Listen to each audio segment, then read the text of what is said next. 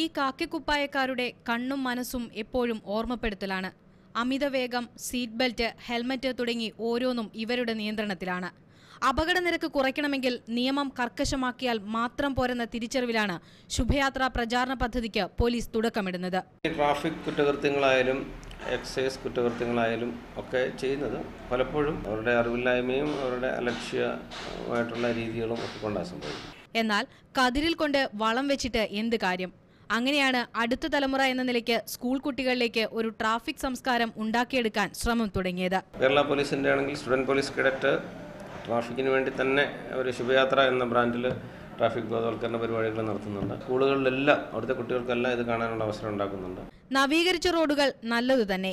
എന്നാൽ വാഹനം ഓടിക്കുമ്പോൾ വേഗത്തെക്കുറിച്ചും ശ്രദ്ധ വേണം. കണ്ണുരുട്ടിയും ഫൈനടിച്ചും നിയമം അനുസരിപ്പിക്കുകയല്ല. ഓരോ വ്യക്തിയിലും ഒരു സംസ്കാരമായി വളർന്നാലേ അപകടനിരക്ക് കുറയൂവെന്നും പോലീസ് ഓർമ്മിപ്പിക്കുന്നു. ക്യാമറ പേഴ്സൺ സിജോ സുധാകരനൊപ്പം ആതിര അഗസ്റ്റിൻ, മീഡിയ 1, കൊച്ചി.